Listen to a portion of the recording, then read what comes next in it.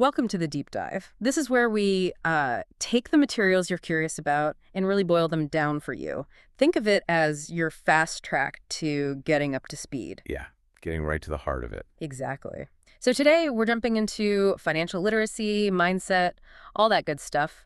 It's based on Robert Kiyosaki's Rich Dad, Poor Dad, specifically through the lens of the My Review for Help YouTube channel discussion. Right, we've got the audiobook transcript here. We do. And our mission, well, it's pretty clear. Pull out those key ideas about building financial intelligence, really get a handle on assets versus liabilities, and, understand the thinking that sets some people apart financially. Trying to find those aha moments for you, basically, without you having to wade through everything. Perfect. So, okay, where do we start? The most obvious thing, I guess, is the setup itself. Oh, definitely. The two dads, it's the whole framework, isn't it? You have his actual dad, the poor dad, highly educated, PhD, but always struggling with money. I was worried about bills, yeah. And then there's the rich dad, his friend's father, who didn't even finish 8th grade but built, a financial empire. That contrast just hits you immediately. It really does. And their core beliefs about money are polar opposites. Poor dad saying the love of money is the root of all evil. We've all heard that. Sure, it's a common phrase. But rich dad flips it entirely. He says the lack of money is the root of all evil. Wow. That alone makes you stop and think, doesn't it? Absolutely. It forces you to question those ingrained ideas. Yeah. And that basic difference leads to totally different advice about life, about careers. Yeah, poor dad was all about the safe path. Good grades, good school, get a secure job with benefits. The traditional advice. The standard playbook. Yeah. Well, Rich Dad was saying, essentially, forget the job ladder. Learn how to own the company. Learn how to build something. It's such a clear fork in the road. Security through employment versus security through, building assets. And having those two conflicting viewpoints right there, growing up, that's what really pushed the author to figure things out for himself. He couldn't just accept one path. He had to analyze, compare. And eventually build his own understanding, which kind of leads into another big point from the source material.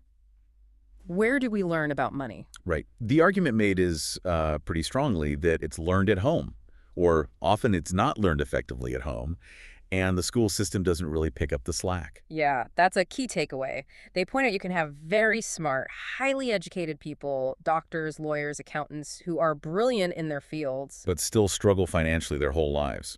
Their professional skill doesn't translate into personal financial skill. And that feels, a bit worrying, thinking about the future. Rising debt levels, questions about Social Security, healthcare costs. It makes you wonder how prepared people really are. Without that foundational financial literacy, navigating that stuff is tough. Which I suppose ties back directly to why someone like you, listening now, might want this kind of deep dive, getting that knowledge efficiently. It feels pretty essential. It really does. It's about getting proactive, not just reactive, to the economic environment. Okay, let's shift gears a bit.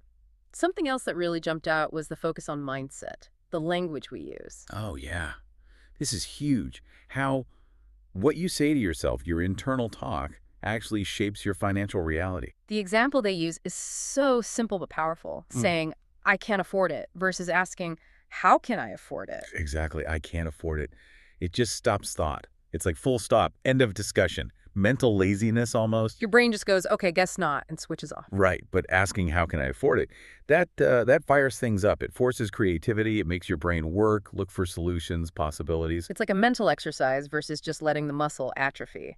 And the long-term difference between those two little phrases seems enormous. It really shapes your approach to challenges. The source gives examples, like how one parent might complain about taxes. The other looks for legal ways to minimize them. One pushes for safety, the other for opportunity. Even just talking about money at the dinner table versus it being a taboo subject, that reflects the underlying mindset, doesn't it? Completely.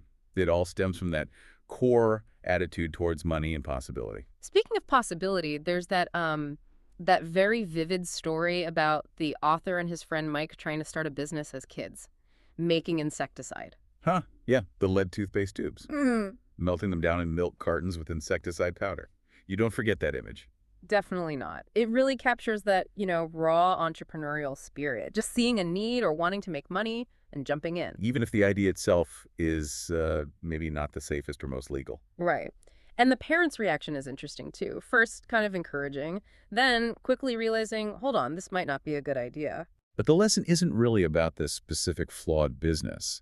It's about the value of that impulse, that ingenuity, that willingness to try something, that spark. That go-getter attitude. Yeah.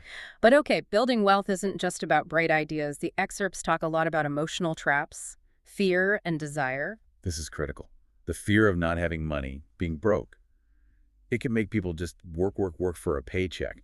But the work itself, driven by fear, doesn't actually get rid of the fear. It just keeps you running on the hamster wheel, right? The rat race, he calls it. Exactly. And desire works in a similar way.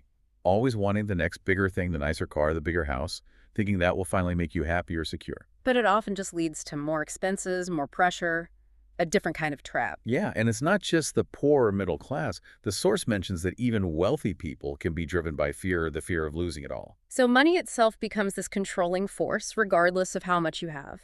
Like that analogy of the homeless guy and the dollar, how easily our focus gets snagged by money. It really highlights the psychological side of finance. Okay, so let's get to the bedrock.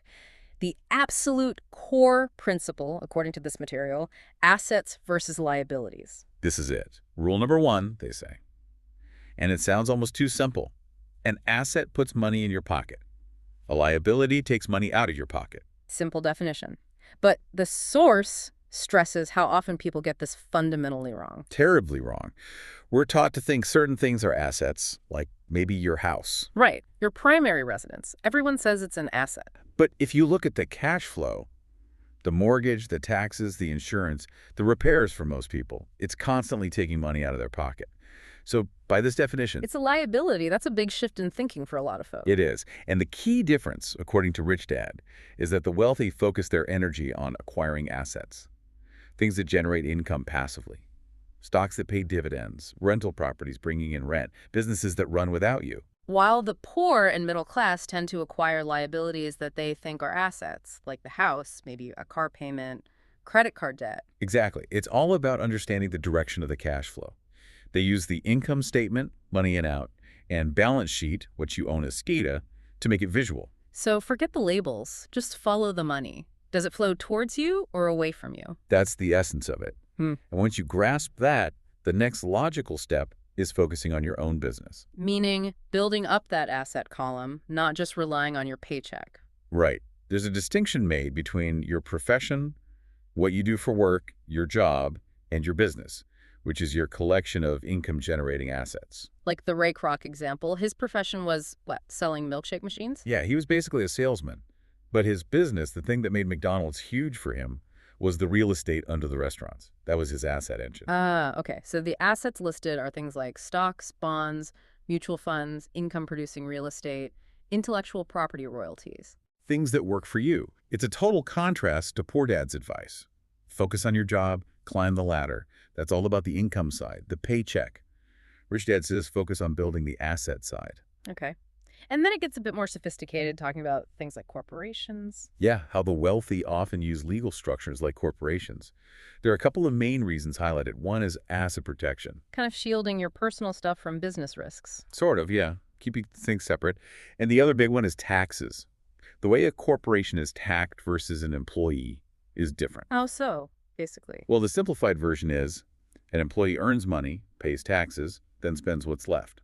A corporation often earns money, spends money on legitimate business expenses, and then pays taxes on what's left. So you can potentially use pre-tax dollars for things related to the business, like travel, maybe some car expenses, professional development, if it's structured correctly. That's the idea. Within legal and ethical boundaries, of course, it can be a significant advantage.